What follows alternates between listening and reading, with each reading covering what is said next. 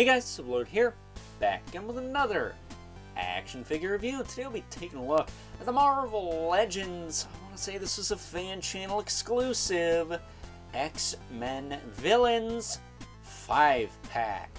Brought to us by the, well, if you've seen reviews of this 5-pack already, we're just going to call them the not-so-fine folks over at Hasbro, as well as Slamazon, which is where I picked up mine for $50. And if you know this 5-pack like, well, anyone else on the internet, or yours truly, you know that it's probably only worth about $50, because there are 2 figures that had a lot of thought put into them, and 3 thrown in so they could lock the 2 good figures behind a expensive price tag. So certain people that wanted those characters couldn't afford to get them because price gouging.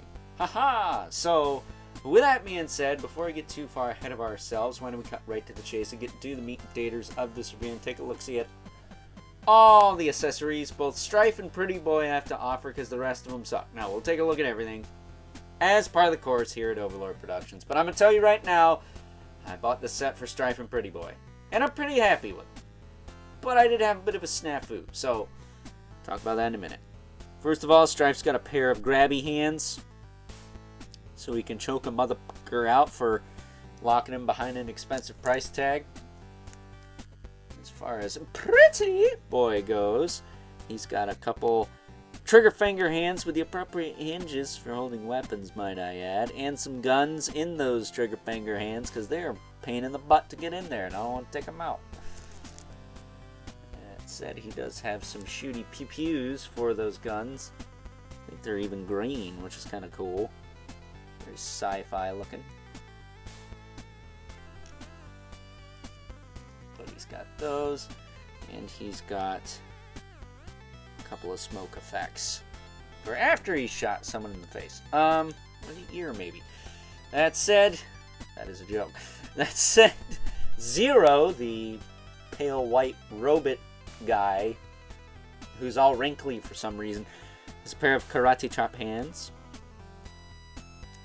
And the Doctor Strange Multiverse of BS portal effect, which is alright, I guess. I don't have one of these, so it's nice to have. And then, last but not least, Vertigo has a pair of open hands. And Random has nothing. So, let's see. Do we go from bad to worse or left to right? I guess we'll just go left to right to make things interesting. Here's Vertigo. It is the same crappy, gummy female body mold we've seen time and time again that looks like crap, poses like crap, and pretty much is crap. That said, to her credit, these aren't that gummy. They're actually pretty solid, but she's got some nice paint on her. The head sculpt's not too bad. But other than that, nothing to write home about. She actually does not have the peg hole on her back, to her credit. And for whatever reason, this elbow feels like it's not plugged in all the way like this one. But she does have like single jointed elbows instead of the double jointed pinless elbows. And not for nothing, didn't we just look at what's her face, Dazzler, the Mojo World box set? Didn't that come out the same year as this set? Wasn't the Shriek body mold a thing? Why wasn't she on the Shriek body mold? I don't know. But yeah, this figure, moving on. Pretty Boy, one of the Reavers, which is a pretty decent team they've been building up. We got Lady Deathstrike, we got the tank guy, what's his name, Bonebreaker, and is it Skullbuster, and the head to make, is it Reese? Which, if you have that old Nuke figure, that's a pretty good base body for him. But this is Pretty Boy. He's a body unique to himself. I don't think he is shared with the Silvermane and the Spider-Man 5-pack. But as far as his articulation goes, since he has a new body, he's got a double ball peg in the head. Not a lot of range, but decent head sculpt. Shoulders will move up, back down, rotate all the way around. He's got a bicep swivel, double elbow, swivel hinge wrists. He's got a diaphragm joint, actually, which will rotate. and get stuck pretty easy, but you can rotate it. It will lean back. It will lean forward a little bit. Not a ton of range out of that, unfortunately. He does tilt a little bit, too. Tilts a lot, actually. Especially on one side. He's got a waist twist. Hips are freaking tight as heck, but they will move out. They will move back down. They will kick forward and back. He's basically like a Star Wars Black Series droid with more articulation. He's got a thigh cut right up in there. Double joint at the knee. And a hinged foot with an ankle rocker. But I'm going to warn you guys, if you remember the movie Death Dealer or the Absolute Carnage figure from the Venom Pool Build-A-Figure wave, he's got ankles like them. You're going to want to heat those before you move them, because I actually had to replace this figure because this foot on the previous version snapped clean off. This one, I took the precaution of heating it first, and it works just fine. So, you know, it's a little tight for my liking, but it doesn't appear that it is going to snap off anytime soon. So, yeah, be very, very careful. I'm hunting rabbits, ha ha ha, but no. I should have said I'm hunting figures, ha ha ha, but either way, be very, very careful not to break your figures. Ha ha ha, because I haven't annoyed you enough with that. On to Zero, who kind of reminds me of the Matrix from Gargoyles, as if NECA's going to give us that figure. That said, why is this guy on the Spider UK body and not the Spider-Man 2099, the white with the dark, dark, dark blue, almost black body mold, or the Sunfire body mold, as it's commonly referred to nowadays? I think that one would have made more sense, would have at least given him butterfly joints, and I think would have made more sense for the character, because he's supposed to be like a robot with like no texture on him, and he's covered in wrinkles. Like, or maybe even the Grim Reaper body or something like that, you know? Something with less wrinkles, because he is a robot. He's not wearing clothes.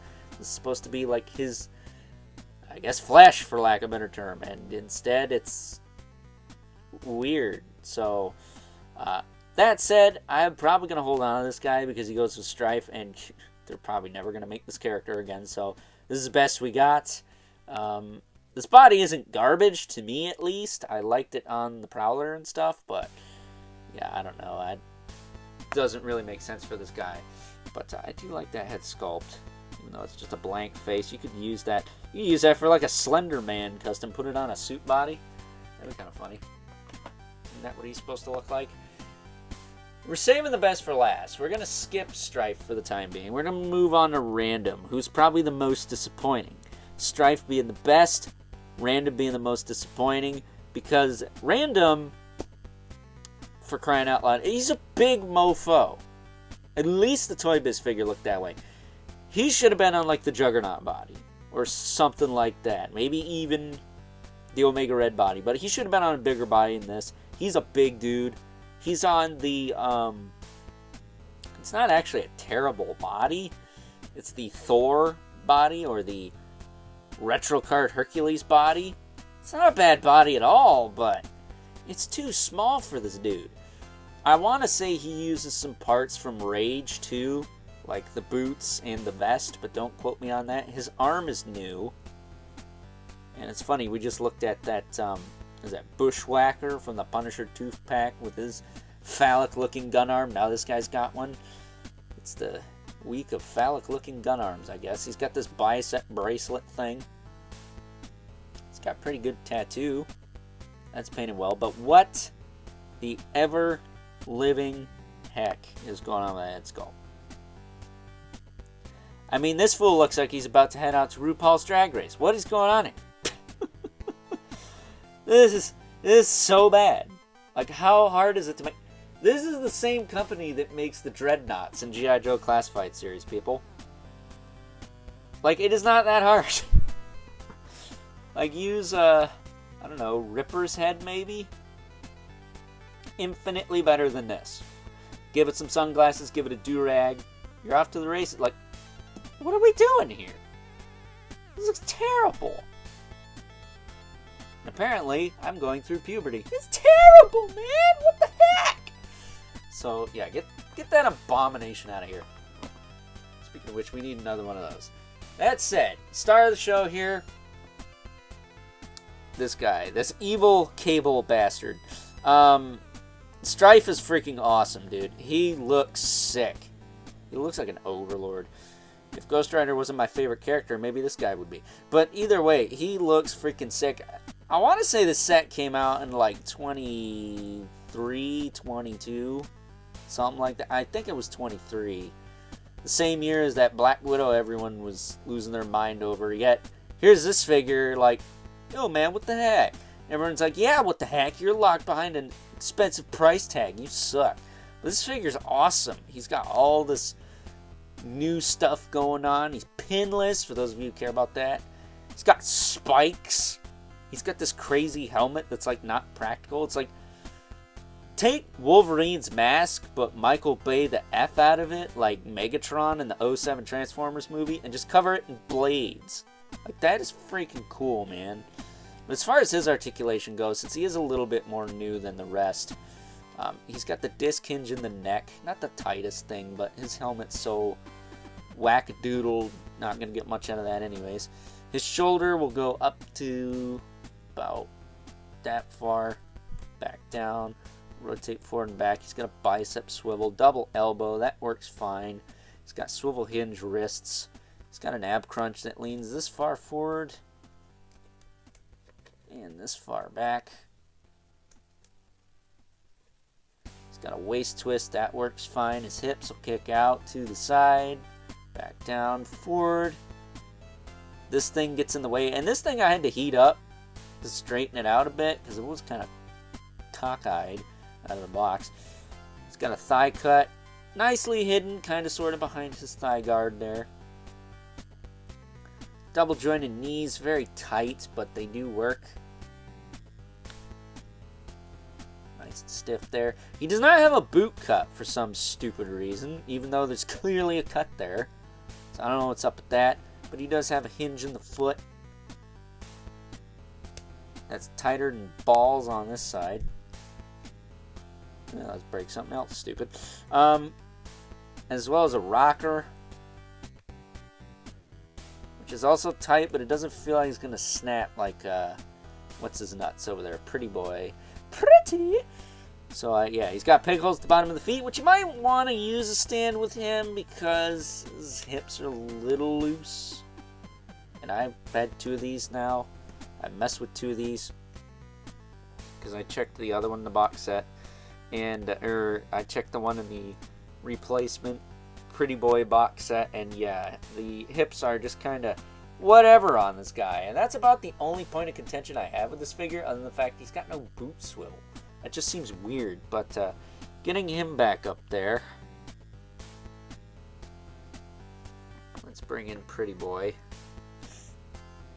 Because really, this is why I bought the set. This is why I bought the set. These 2 guys right here. This Strife is freaking awesome, and this Pretty Boy helps finish out a team. That said, if you're wondering what we're going to do for size comparisons, yeah, we're not going to bring in all the figures because 3 of them are so we'll just leave these 2 here. We'll bring in the Mythic Legion's Brother Mandibilith. Right there.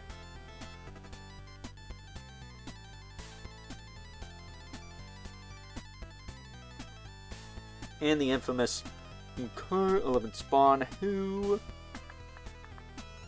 we don't count all the blades, he is a little taller than Strife, but not by a lot. I mean, especially if we count those blades, Strife is actually a little bigger. But as far as I'm concerned, these are figures everyone cared about. And since I am going to hold on to him, probably, here's generic white robot man covered in wrinkles.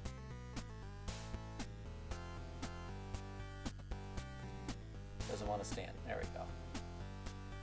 Starting to wonder why this wasn't just a Strife's Posse box set. That would have made more sense. As especially with this guy in there. You can't see Pretty Boy. There you go. Now you can see Pretty Boy. But there you go. They're the 3 figures that I care about at least.